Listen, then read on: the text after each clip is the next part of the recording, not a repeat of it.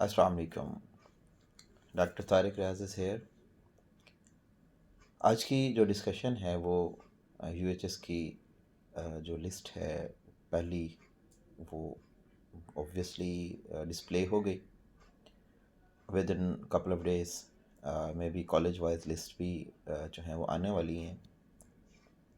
Obviously جن بچوں نے پرفارم کیا ان کے لیے مبارکباد، اور کچھ بچے ایسے بھی ہیں جو اس کمپٹیشن میں رہ گئے.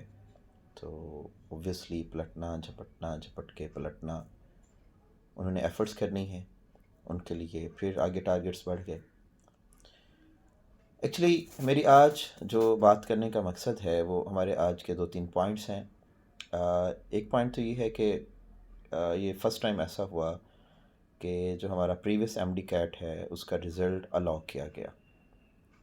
2025 میں 2024 کا جو سکور تھا وہ بھی الاؤ کر دیا گیا.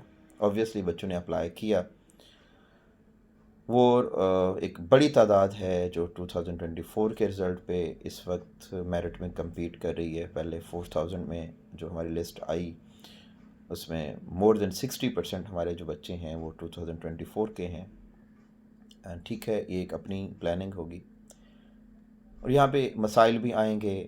اور میں 2-3 چیزیں بچوں کے لیے بھی جو میں کرنا چاہ رہا ہوں. ایک تو پالیسی جو بھی بن گئی، اوبویسلی ہم کون ہوتے ہیں اس پہ بات کرنے والے، پالیسی میکرز بناتے ہیں، لیکن شاید وہ کچھ فلاز چھوڑ جاتے ہیں، اس کے بارے میں وہ نہیں سوچتے جو انہیں سوچنا چاہیے، جو مسائل ان فیوچر آ سکتے ہیں.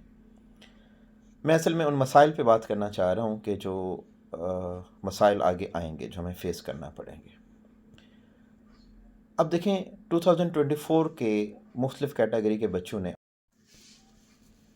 میرے جو کیٹیگریز ہیں، ایک تو ان بچوں نے اپلائی کیا جو آلریڈی پبلک سیکٹر کے کالجز میں ایم بی بی ایس یا بی ڈی ایس کر رہے تھے. ایک ان بچوں نے اپلائی کیا جو ایف ایم ڈی سی کے تھرو، فیڈرل کے جو سزمبو کے ٹیسٹ کے تھرو وہ بھی already M B B S کر رہے تھے.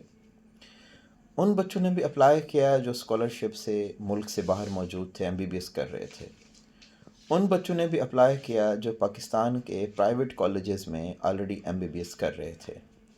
اور ان بچوں نے بھی اپلائی کیا جن کا پچھلے سال کہیں پہ میرٹ نہیں بنا اور وہ اس سال میرٹ سیکیور کرنے میں کامیاب ہو گئے. اب دیکھیں جن کا میرٹ نہیں بنا پچھلے سال، اس سال انہوں نے 2024 اویل کیا، اٹس گڈ. اوکے، ایسا بچہ جو پرائیویٹ میڈیکل کالجز میں ایم بی بی ایس کر رہا تھا، 1 سال گزار چکا ہے، وہ اب اوپن میرٹ پہ آنا چاہ رہا ہے. میرے خیال میں یہ بھی اچھی ایک کاوش ہے، بچے کو الاؤ کرنا چاہیے. اب یہاں پہ بات آتی ہے جو پبلک سیکٹر کے میڈیکل کالجز میں جو بچے کر رہے تھے یا سزمبو کے تھرو جو ہے وہ کر رہے تھے، کیا وہ بھی اپنا 1 سال چھوڑ کے اب دوبارہ اپنا، پہلے سپوز ایک لوور میڈیکل کالج میں تھے، اب اپر میڈیکل کالج میں ان کا چانس بن رہا ہے، تو ان کو آ جانا چاہیے یا نہیں آ جانا چاہیے؟ تو میرا جو ان کے لیے میری جو سجیشن ہے کہ انہیں نہیں آنا چاہیے. دیکھیں کیوں نہیں آنا چاہیے.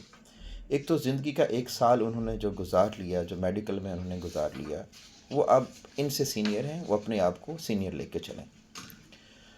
دوسری بات یہ ہے کہ یہ ان بچوں کا حق ہے جو اس سال لڑ رہے ہیں میرٹ کے لیے، انہیں ان کا حق لینے دیں. آپ نے اپنا حق اویل کر لیا پچھلے سال.